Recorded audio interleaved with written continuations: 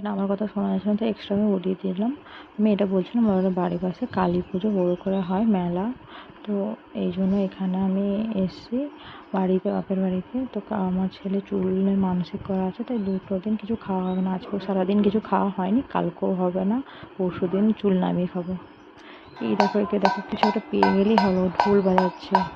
কিছু একটা জিনিস নিয়ে নিলে হাতে ব্যাস ঢোল বাজাবে, নাচ করবে, এরকম করে ঘুরছে চারি। তো এটা নেক্সট ডে, তো ওই দিনও খাওয়া দাওয়া কিছু নেই বলে মুখটা শুকনা হয়ে গেছে।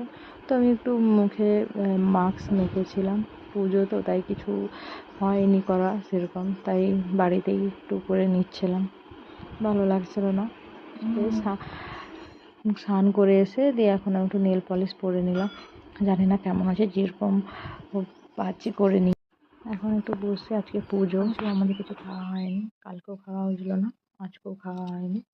তো আজকে রাতেও কিছু খাওয়া হবে না, সেই কালকে একদম সকালে আমাদের এই যে পুজোটা, এই পুজো নেড়ু হবে, তারপরে আমাদের খাওয়া হবে।